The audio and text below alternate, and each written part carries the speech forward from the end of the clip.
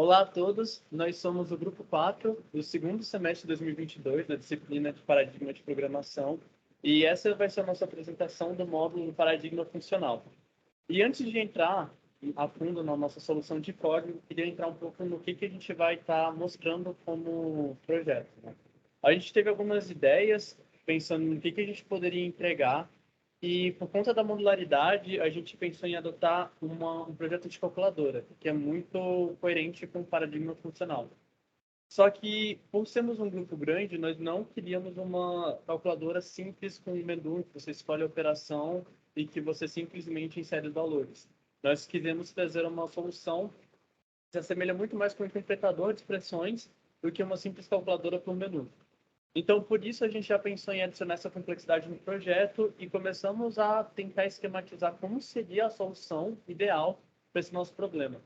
Nos primeiros rascunhos, a gente acabou chegando na estrutura de dados da Segment Tree, por termos dois segmentos que a gente iria tratar a partir dos operadores, mas em ideias mais profundas, a gente acabou percebendo que isso não ia ser uma boa ideia. Eu vou passar para a Micaela falar um pouco mais dos nossos próximos passos. Olá, eu sou a Micaela. Eu vou explicar um pouquinho a nossa primeira ideia para poder realizar a calculadora, que a gente conseguiu abstrair um pouquinho para poder resolver a nossa nova solução. Mas a gente pensou em algumas prioridades de operação, né? A prioridade mais baixa seria a de adição e subtração, né? Então, a gente poderia ler ali a nossa string, né? Passando primeiro por todas as somas e todas as subtrações. A nossa prioridade número 2 é a de multiplicação e divisão, e a nossa prioridade número 1 é exponencial e raiz quadrada. Então, quando a gente passasse pelo vetor, a gente passaria do vetor 3 vezes. Na primeira, a gente verificaria quais seriam a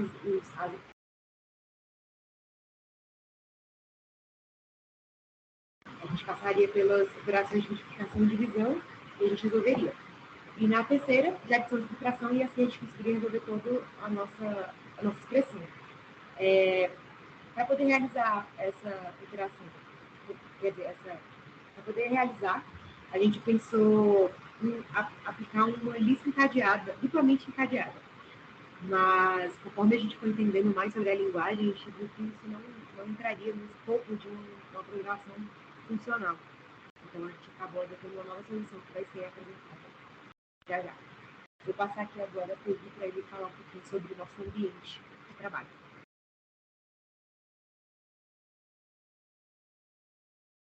Bom, obrigado, Mica. E agora, partindo já para o nosso projeto, você pode mostrar mais em código mesmo, né?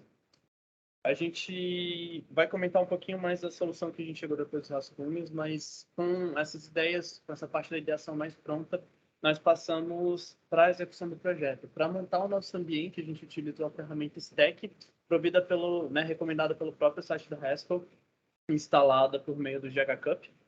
E uma vez com o nosso projeto construído, nós tivemos problemas com questão de compatibilidade também, muito por conta das diferenças de sistemas operacionais que existem dentro dos nossos membros. Como, por exemplo, eu e o Léo, a gente está utilizando o macOS com os chips M1, que apresentavam algumas falhas em algumas das distribuições.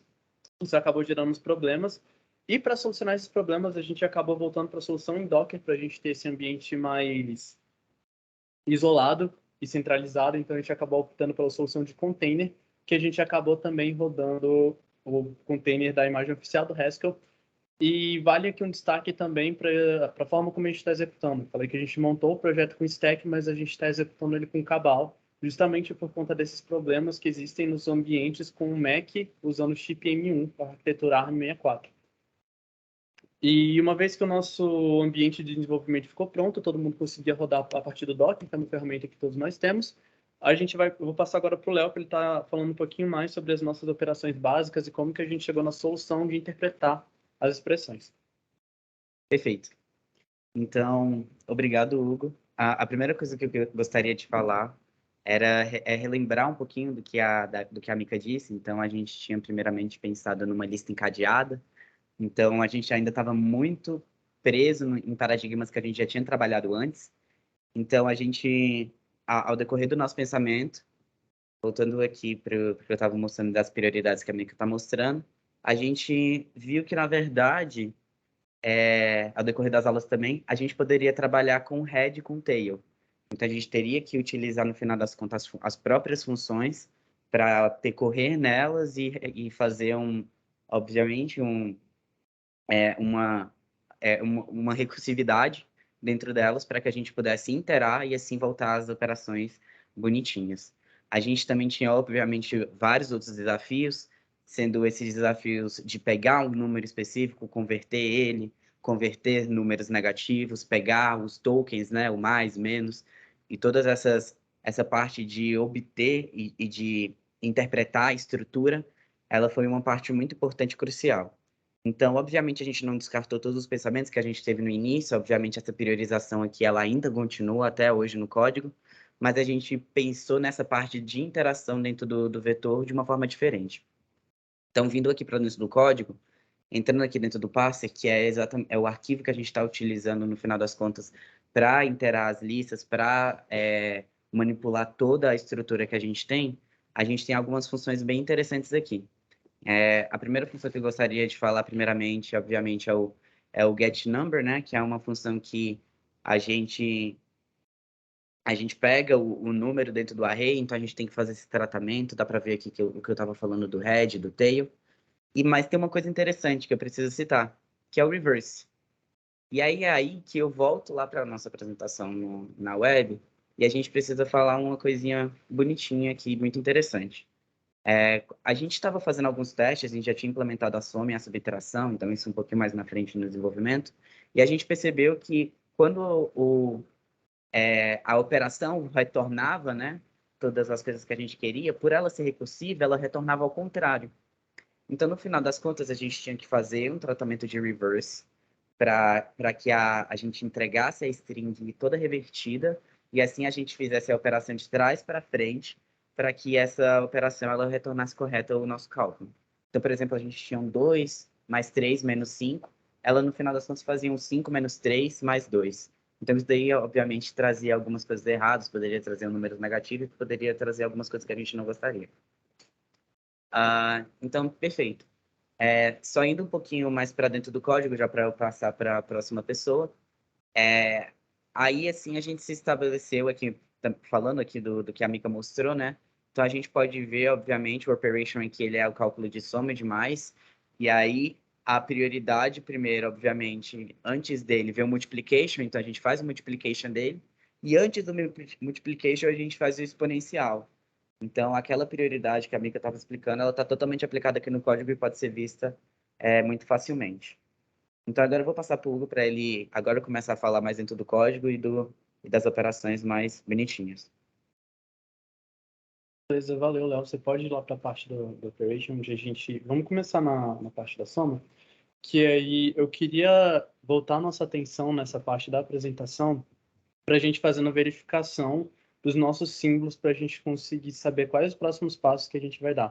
Como vocês podem ver ali, já na linha 71, na linha 72, a gente faz a verificação do símbolo que a gente está utilizando para essa função auxiliadora que a gente criou do symbol, e a partir disso a gente escolhe qual operador da própria linguagem Haskell, né, do próprio prelude que a gente vai estar utilizando.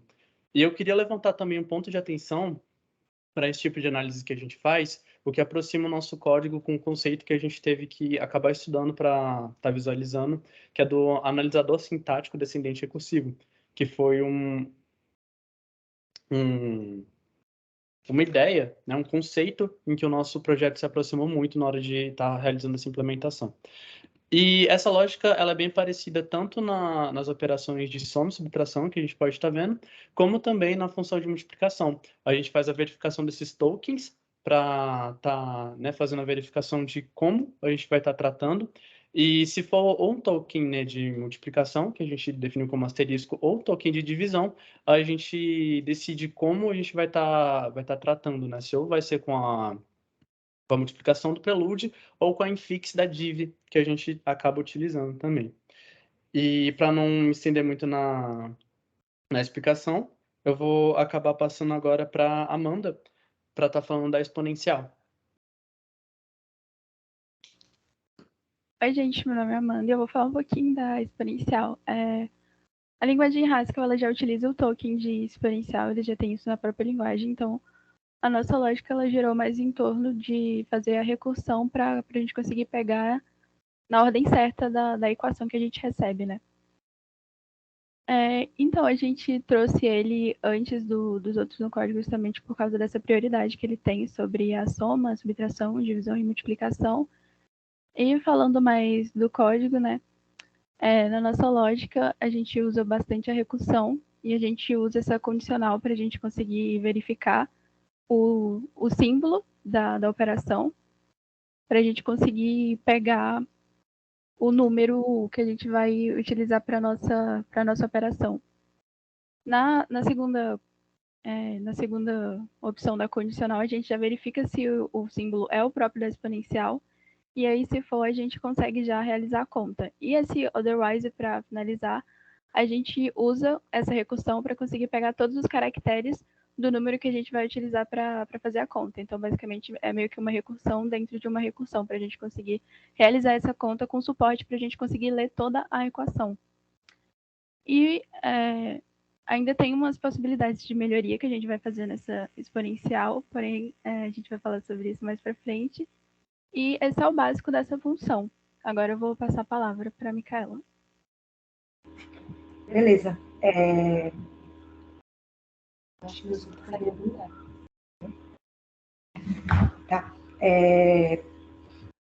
Agora, falando um pouquinho sobre o parênteses, né? Foi uma operação que a gente conseguiu atender também nos nossos requisitos. Para a gente lidar com os parênteses de uma expressão, a gente teve que fazer algumas funções. A principal dela é a parênteses, né? A parênteses, ela recebe o que vem antes. O que acontece? Ela recebe primeiro o que vem antes do parênteses e ela depois vai calcular o que vem dentro do parênteses, né? Então, ela recebe primeiro o que vem antes, depois ela vai agora calcular o que vem por dentro. Então, dentro dela ali tem a getParenthesesContent. E essa função, então, ela vai realizar a operação de tudo que está dentro do parênteses. E para realizar essa operação, ela usa a função getContent, que é justamente a função que pega todo o conteúdo que está dentro do parênteses. Então, dá para ver ali, né, que se o head for igual à fechadura do parênteses, né, ele vai retornar todo o meu conteúdo. E voltando ali para a função parênteses, depois que ele pega tudo que veio antes, resolve o que está dentro, ele tem que pegar o que vem depois, né, para a operação ficar válida. Então, existe essa função getAfterParentheses, que ela vai pegar tudo aquilo que vem depois, né? Que aí agora, depois que ele resolveu tudo que está dentro, a operação vai estar certinha já com tudo que está dentro do parênteses resolvido. Outra coisa que eu queria mostrar é sobre a interação que a gente fez com o usuário, né? Essa calculadora, ela é interativa, né? Então, o usuário ele pode ficar colocando operações para ele poder resolver. Essa foi uma parte do código que a gente não conseguiu sair muito ali dessa visão procedural, né, do paradigma procedural. E aqui, então, ele consegue, né, colocar a expressão, verificar se essa expressão está válida. Se ela tiver algum problema sintático ou léxico que a gente conseguiu tratar, ela vai também vir com mostrando esse erro, e ela retorna para a gente a operação realizada. Eu vou passar agora a palavra para o Daniel. Olá, eu sou o Daniel e eu vou falar um pouco sobre a nossa análise semântica e léxica, que está no Handler. Bom, a nossa calculadora ela possui algumas regras, como qualquer calculadora. Como, por exemplo, não faz sentido ter algum símbolo que não seja das operações. Para isso, a gente criou a função validate e nela a gente verifica se é um token válido e também se é um dígito. Para isso, nós criamos uma outra função para verificar se o token é válido, que chama validToken, e nela é verificado se há alguma das operações válidas. Tem também a função para verificar o operador inicial, porque não faz sentido uma operação, por exemplo, se iniciar com o símbolo de divisão, já que a divisão é um símbolo válido, porém não faz sentido que o início da expressão comece com uma divisão ou uma multiplicação.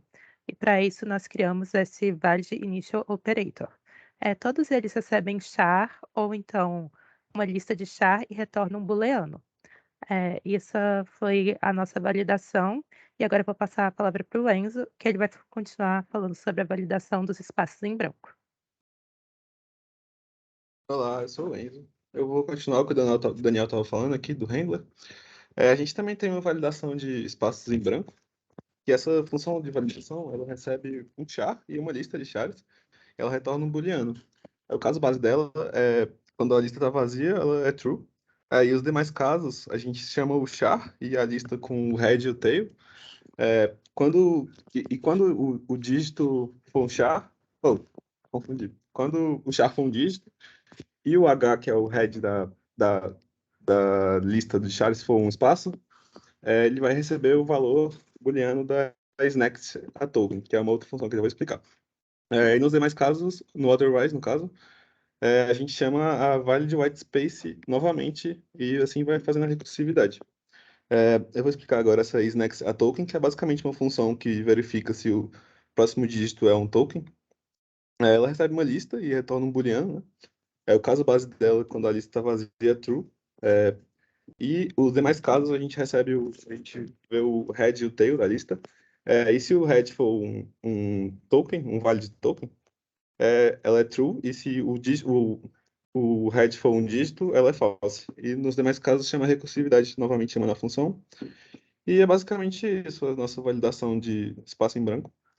Agora eu vou passar a palavra para a Ana.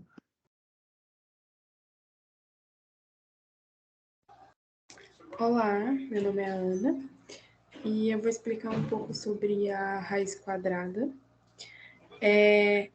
A ideia da raiz quadrada inicialmente foi fazer de maneira um pouco mais simples, né? Mesmo que a gente não pudesse utilizar aquela função dita cuja do sqrt no Haskell.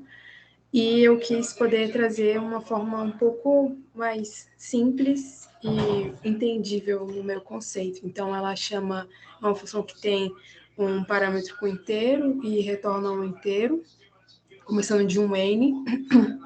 Esse n ele substitui por i, e aí ele faz como se ele fizesse uma exponenciação, né? Uma multiplicação com o valor que você colocou para a raiz quadrada, e esse valor sendo igual ao seu último valor, que no caso, se fosse 25, seria 24, e aí ele faz essa multiplicação entre os dois valores iniciais e retorna o valor da raiz.